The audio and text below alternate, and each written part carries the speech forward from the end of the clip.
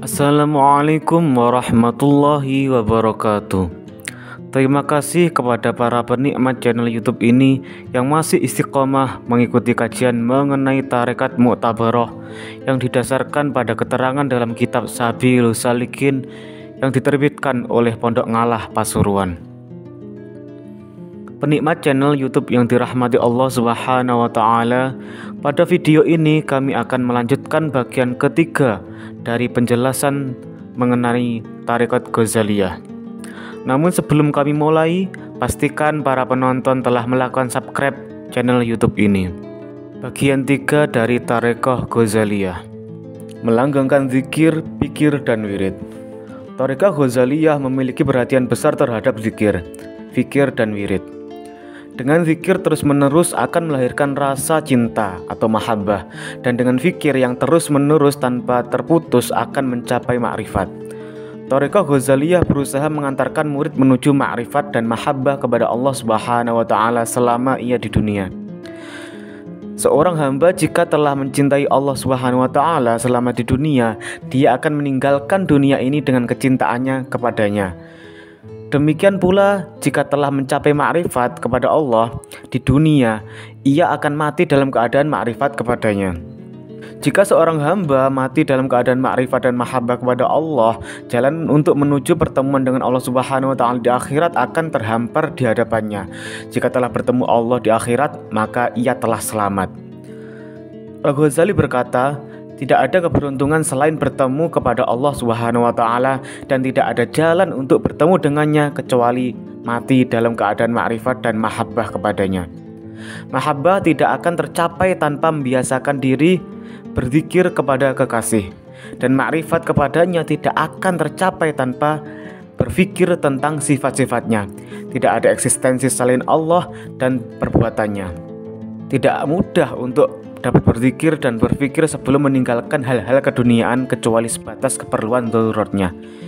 Semua itu tidak akan tercapai secara sempurna tanpa menyita waktu siang malam dengan kegiatan zikir dan pikir. Dengan dasar ini, Al-Ghazali menyusun wirid-wirid untuk siang dan malam yang bertujuan untuk mensucikan hati, membersihkan dan menghiasinya dengan zikir kepada Allah Subhanahu wa taala dan perasaan dekat kepadanya. Di samping kumpulan wirid yang disusunnya, Al-Ghazali juga membuat rincian untuk wirid-wirid siang maupun malam. Wirid siang ia rinci menjadi 7 dalam 4 waktu. 1. Satu wirid antara waktu subuh hingga terbit matahari. 2. Dua wirid antara waktu terbit hingga tengah hari. 3. Dua wirid antara tengah hari dan waktu asyar. 4. Dua wirid antara asar dan maghrib. Kemudian wirid malam yang terinci menjadi 5 dan terbagi dalam 5 waktu. 1. Satu wirid dari terbenam matahari sampai hingga mega merah.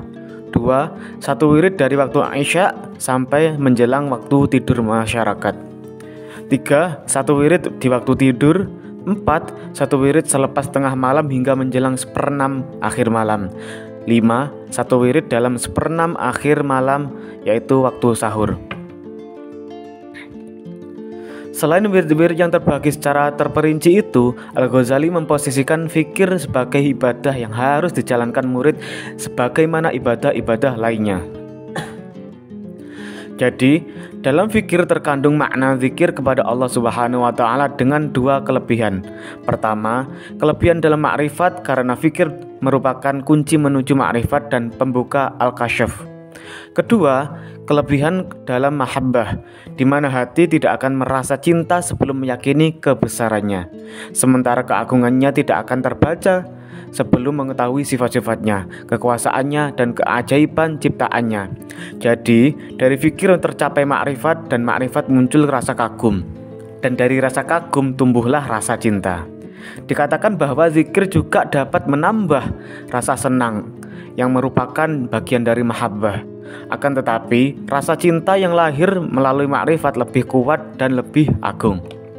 Perbandingan mahabbah orang arif dengan ahli zikir yang tidak melihat dengan sempurna bagaikan kecintaan orang yang menyaksikan keindahan seseorang dan ketinggian budi, pekerti serta tingkah lakunya dengan rasa cinta yang sekedar mendengar sifat-sifatnya tanpa pernah melihatnya secara langsung. Maka kecintaannya terhadap orang yang didengar kebaikannya tidak seperti kecintaan orang yang menyaksikan kebaikan itu secara langsung, karena berita bukanlah sebagaimana penglihatan. Dan alasan ini, sesungguhnya rasa cinta seorang arif berbeda dengan rasa cinta ahli zikir. Sebagaimana Imam Ghazali berkata, hamba yang membiasakan zikir kepada Allah Subhanahu wa taala dengan hati dan lisan dan membenarkan risalah Nabi Muhammad SAW dengan keimanan yang tulus, tiada ungkapan mereka akan keindahan sifat-sifat Allah Subhanahu wa taala pada diri mereka selain sebagai anugerah paling indah yang mereka yakini dengan membenarkan zat yang telah menghiaskannya pada diri mereka. Orang arif adalah mereka yang menyaksikan keagungan dan kebaikan dengan mata batin yang lebih tajam daripada mata lahir, karena tidak ada seorang pun yang sanggup menyentuh substansi keagungan dan keindahannya. Hal itu tidak terjangkau oleh siapapun. Orang hanya sanggup menyaksikan sebatas apa yang terbuka baginya. Keindahan Tuhan tiada bertepi, demikian pun hijabnya. Hal ini menunjukkan bahwa tingkatan tertinggi dan urutan zikir dalam thariqah Ghazaliyah adalah zikir lisan, hati, dan terakhir adalah zikir dengan lisan saja. Rincian wirid dalam thariqah Ghazaliyah. Waktu siang. Wirid siang terperinci menjadi 7, masing-masing memiliki waktu tertentu. 1. Dari waktu subuh hingga matahari terbit. Ketika bangun dari tidur, hendaknya berzikir kepada Allah Subhanahu wa taala dengan bacaan Alhamdulillahilladzi ahyana ba'dama amattana wa ilaihin nusyur. Bacaan ini disempurnakan hingga selesai sebagaimana telah ditulis dalam buku kumpulan doa-doa. Selama berdoa memakai pakaian dengan niat menutup aurat sebagai pelaksanaan perintah Allah Subhanahu wa taala. Berdoa kepada Allah Subhanahu wa taala dalam beribadah tanpa bermaksud riya. Kemudian menuju ke kamar mandi jika ada perlunya, mendahulukan kaki kiri dan membaca doa yang telah disebutkan dalam kitab Thaharah saat masuk ke kamar mandi atau keluar. Kemudian bersiwak dan berwudu dengan tetap memperhatikan hal-hal sunnah serta membaca doa yang telah disebutkan dalam kitab Thaharah. Selepas wudhu mengerjakan sholat sunnah 2 rakaat, lebih utama dikerjakan di rumah sebagaimana telah dilakukan Rasulullah SAW. Selesai sholat di rumah atau di masjid membaca doa yang diriwayatkan oleh Ibnu Abbas, Allahumma inni as'aluka rahmatan min indika tahdi biha qalbi. Kemudian keluar rumah menuju masjid dengan berjalan tenang, tidak tergesa-gesa dan tetap sopan sebagaimana anjuran sunnah. Memasuki masjid dengan mendahulukan kaki kanan sambil membaca doa masuk masjid.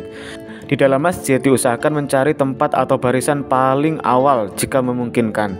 Tidak memaksakan diri jika tempatnya telah penuh sebagaimana dijelaskan pada bab sholat Jumat. Melaksanakan sholat sunnah fajar 2 rakaat jika belum mengerjakannya di rumah. Disusul bacaan doa-doa. Jika sudah melaksanakan sholat sunnah fajar 2 rakaat di rumah, hendaknya melaksanakan sholat tahiyatul masjid di masjid. Kemudian duduk menanti jamaah. Lebih utama bersegera melaksanakan jamaah karena Rasulullah SAW selalu datang di awal waktu subuh. Tidak baik meninggalkan sholat berjamaah, khususnya sholat subuh dan isya, karena pada keduanya terdapat banyak keutamaan. Selesai sholat sunnah fajar 2 rakaat sebaiknya membaca istighfar dan tasbih hingga datang saat sholat subuh berjamaah. Bacaan istighfar tersebut adalah Astaghfirullah alladzi la ilaha illa huwal hayyul qayyum wa atubu ilaih, dibaca 70 kali. Dan bacaan tasbih adalah Subhanallah walhamdulillah wala ilaha illallah wallahu akbar, dibaca 100 kali. Melaksanakan sholat fardu dengan tetap menjaga etika lahir maupun batin. Usai sholat, duduk di masjid berzikir hingga terbit matahari. Sebaiknya tidak berbicara, akan tetapi yang dilakukan hingga terbit matahari adalah 4 hal, yakni berdoa, mengulang-ulang zikir, membaca Al-Quran, dan bertafakur. Membaca semua doa atau menghafal sejumlah doa yang dianggap sesuai dengan keadaannya atau yang mudah bagi lisannya. Semua amalan yang diuraikan Al-Ghazali di atas berdasarkan pada sunnah Rasul, namun tidak menyebutkan hadis-hadis itu karena khawatir akan membutuhkan pembahasan yang sangat panjang. Tujuan kajian adalah memberi gambaran secara umum tentang thariqah sufi. Adapun penjabarannya terdapat pada karangan-karangan para syekh dan imam thariqah. Selesai berdoa dilanjutkan membaca zikir berulang-ulang karena dalam pengulangannya ada keutamaan. Dalam mengulang bacaan zikir tidak perlu terlalu banyak. Paling sedikit mengulangi setiap bacaan 3 atau 7 kali dan paling banyak 70 atau 100 kali dan ukuran sedangnya adalah 10 kali. Mengulangi bacaan zikir disesuaikan dengan kelonggaran waktu.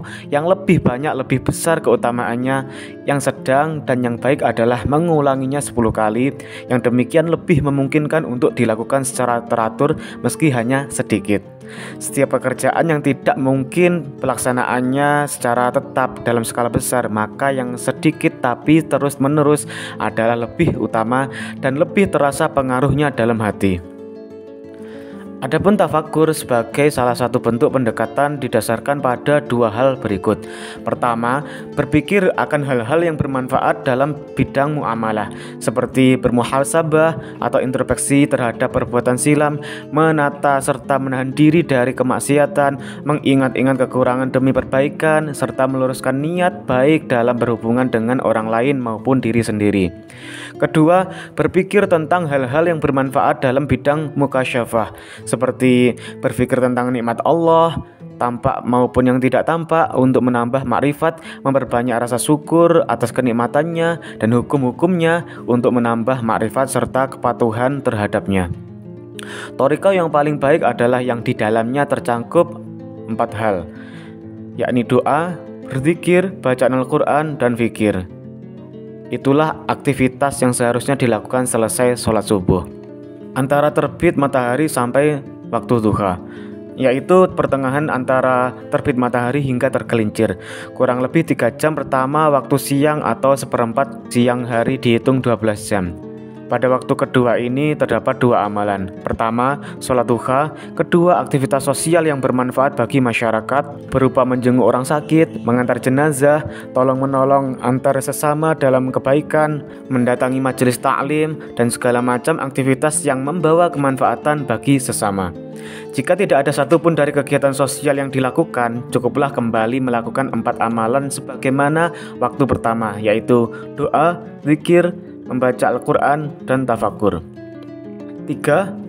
Dan waktu duha hingga tengah hari, yang meliputi 2 amalan. Pertama, bekerja memenuhi kebutuhan hidup dengan hati tetap mengingat Allah Subhanahu wa Ta'ala. Kedua, beristirahat dengan melakukan tidur sejenak menjelang sholat duhur. 4. Amalan saat selesai sholat duhur. Waktu ini dimulai dengan sholat fardu duhur serta sholat sunnah sebelum dan sesudah duhur yang dilanjutkan membaca zikir sebagaimana amalan pertama. Amalan-amalan tersebut yaitu doa, wirid, membaca Al-Quran, dan bertafakur. 5. Saat menjelang waktu sholat asyar, melakukan i'tikaf di masjid, memperbanyak zikir dan sholat atau melakukan perkara-perkara terpuji lainnya hingga datang waktu asar. 6. Amalan di waktu asar, melaksanakan sholat sunnah 4 rakaat, melaksanakan sholat asyar, dilanjutkan dengan amalan wirid seperti pertama. 7. Ketika matahari terlihat kekuning-kuningan seakan luruh ke bumi karena cahayanya. Wirid yang dibaca saat ini seperti halnya yang pertama, yakni doa, wirid, membaca Al-Quran, dan fikir. Disunahkan membaca istighfar dan membaca surat Asy-Syamsi serta Al-Lail dengan membaca ta'awud lebih dahulu. Ketujuh wirid yang telah kami jelaskan di atas secara lebih terperinci merupakan amalan-amalan wirid di siang hari. Kemudian amalan wirid pada malam hari. Berikut penjelasan lebih detail amalan-amalan wirid di malam hari yang terbagi menjadi 5. 1. Waktu masuk sholat maghrib sampai hilang kemerah-merahan hingga mega di ufuk barat. Usai sholat maghrib dilanjutkan sholat sunnah 2 rakaat. Rakaat pertama membaca surat Al-Kafirun dan kedua membaca surat Al-Ikhlas. Dilaksanakan setelah sholat maghrib tanpa diselingi ucapan atau tindakan apapun. Kemudian sholat lagi 4 rakaat agak lebih lama dan mengakhirinya dengan bacaan yang ringan hingga habis waktunya. 2. dari masuk waktu isya hingga waktu tidur malam. Urutan-urutan wiridnya sebagai berikut. A. Melaksanakan sholat sunnah 10 rakaat, 4 rakaat sebelum sholat isya antara adzan dan iqamah, dan 6 rakaat sesudahnya, 2 rakaat salam dan 4 rakaat salam. Bacaan Al-Quran dalam sholat ini sebaiknya dengan ayat-ayat tertentu seperti penutup surat Al-Baqarah, ayat kursi, permulaan surat Al-Hadid, dan akhir surat Al-Hasyr. B. Sholat witir 3 rakaat. Riwayat terbanyak mengatakan bahwa Nabi Muhammad SAW melaksanakan yang demikian. C. Sholat witir sebelum tidur jika tidak terbiasa bangun malam.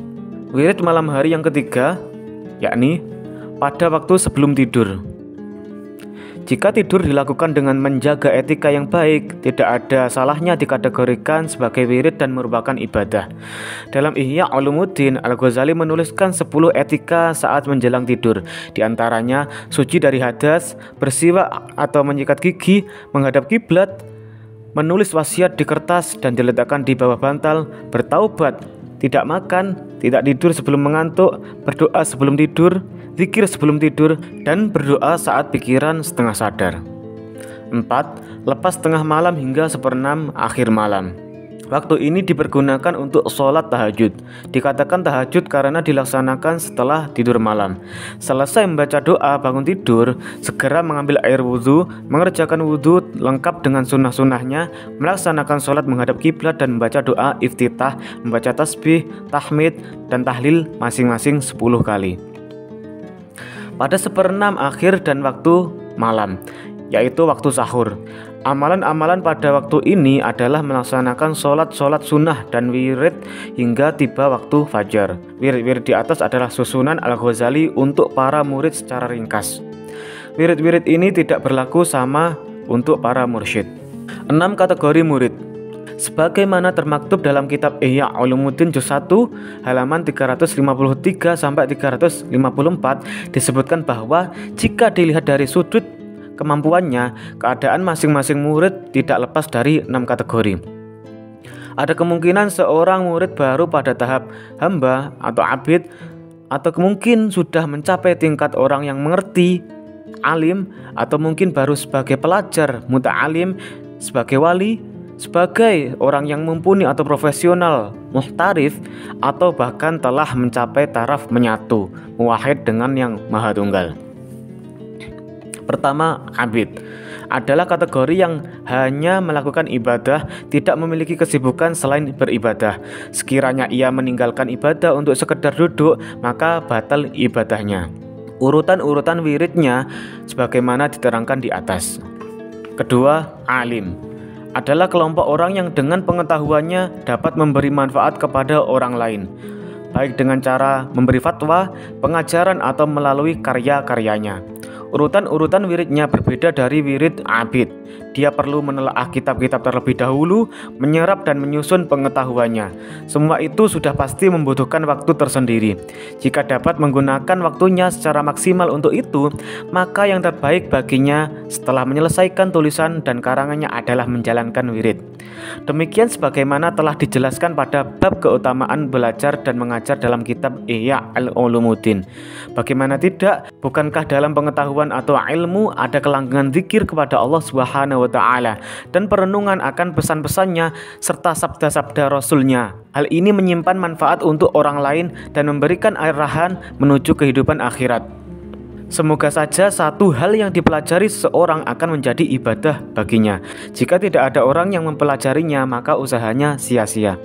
Keutamaan ilmu di atas ibadah yang dimaksud adalah ilmu yang mendorong manusia mencintai akhirat dan merasa cukup dengan kemewahan dunia, atau juga ilmu yang menunjukkan mereka jalan menuju akhirat, bukan ilmu yang menambah kecintaan manusia terhadap harta, kedudukan, dan pengakuan orang. Meskipun ilmu lebih utama dalam pandangan Al-Ghazali, namun ada aturan pembagiannya. Tabiat manusia tidak akan sanggup menghabiskan semua waktu dengan terus-menerus menulis dan menyusun buku atau karangan. Waktu pagi digunakan untuk wirid, setelah terbit fajar sampai siang hari digunakan untuk mutolaah dan mengajar jika dia memiliki murid, dan jika tidak, maka waktunya digunakan untuk tafakkur dan memperdalam keilmuannya karena kejernihan hati ada setelah melakukan zikir. Waktu siang digunakan untuk mutolaah dan menulis sampai waktu asyar. Setelah asyar mendengarkan hal-hal yang berfaedah untuk kejernihan hati. Tingkatan murid ketiga yakni muta'alim adalah orang yang menyibukkan diri dengan belajar atau menuntut ilmu.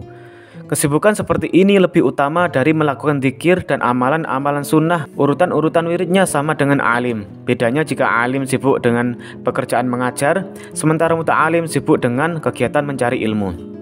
Keempat, muhtarif adalah orang yang sanggup melakukan zikir dalam kondisi apapun.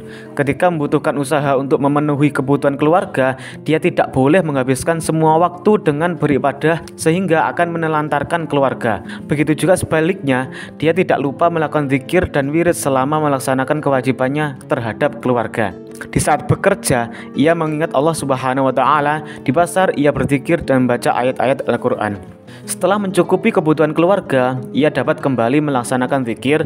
Namun jika tetap melanjutkan pekerjaan dengan terus-menerus berzikir dan bersedekah dari hasil pekerjaannya, itu lebih baik daripada melakukan wirid-wirid yang telah kami susun di atas. Karena ibadah yang memiliki faidah ganda sudah pasti lebih bermanfaat daripada yang hanya satu faidah. Bersedekah dan berusaha dengan niat ibadah akan memberi manfaat bagi diri sendiri, berupa kedekatan dengan Tuhan sekaligus memberi manfaat bagi orang lain. Berkah dan doa-doa lain akan mengalir kepadanya dan melipat gandakan pahalanya. Tingkatan yang kelima yakni wali. Sebagaimana imam atau hakim atau juga pemimpin, dia juga mencurahkan perhatian terhadap persoalan-persoalan kaum muslim. Dialah yang mewakili keperluan umatnya sesuai syariat dengan niat tulus. Hal itu lebih baik daripada membaca wirid-wirid yang telah disusun. Bidangnya adalah memenuhi keperluan-keperluan masyarakat di waktu siang dengan berpegang pada kaidah-kaidah, sedangkan pada malam harinya melanggengkan amalan-amalan wirid. Tingkatan yang keenam, muwahhid adalah orang yang telah mencapai derajat menyatu dengan Zat yang Maha Tunggal, atau dia yang hanya mencintai Allah Subhanahu wa Ta'ala. Dia yang hanya takut kepadanya, yang tidak menerima rizki selain darinya, dan dia yang hanya melihat Allah Subhanahu wa Ta'ala pada setiap pandangannya. Siapapun yang telah mencapai tingkatan ini, dia tidak lagi membutuhkan macam-macam jenis wirid. Wiridnya hanya satu, menghadirkan segenap hati dan perasaan bersama Allah setiap saat. Tidak lagi peduli terhadap persoalan apapun dan tidak lagi mendengar sesuatu pun selain hanya wiridnya, hanya berupa ungkapan hati dan renungan pikiran. Tidak ada yang menggerakkan dan mendiamkan selain Allah Subhanahu wa Ta'ala. Seluruh pengalaman yang mereka alami akan menjadi sebab semakin tingginya keadaan mereka. Bagi mereka tidak ada kelebihan satu ibadah daripada ibadah lainnya. Mereka itulah orang-orang yang telah menuju Allah Subhanahu wa Ta'ala. Ini adalah puncak derajat siddiqin. Derajat ini tidak akan tercapai kecuali dengan mengurutkan wirid dan melaksanakan kewajibannya dalam waktu yang panjang. Inilah diantara bentuk dan gambaran Thariqah Ghazaliyah, memperlihatkan pada kita bahwa Thariqah ini tetap berpegang kepada Al-Quran dan Al-Sunnah, serta mencontohkan etika dan ajaran-ajaran para sahabat, ulama, dan tabi'in. Itulah Thariqah yang sesuai dengan kondisi umat Islam. Penikmat channel YouTube yang dirahmati Allah Subhanahu wa Ta'ala, demikian tadi pembahasan mengenai Thariqah Ghazaliyah pada bagian 3 atau bagian akhir dari pembahasan dalam video YouTube ini. Seyogyanya kepada para penikmat channel ini untuk melakukan share, komen, like, dan subscribe channel YouTube ini sebagai bentuk dukungan dan support kepada pengembang channel YouTube ini. Karena hal tersebut adalah bentuk dari kebermanfaatan dari ilmu yang telah kita dapatkan dari video YouTube yang membahas Thariqah Ghazaliyah ini. Semoga bermanfaat dan membawa berkah bagi kehidupan kita dan menambahkan kecintaan kita kepada Allah Subhanahu wa Ta'ala. Terima kasih. Wassalamualaikum warahmatullahi wabarakatuh.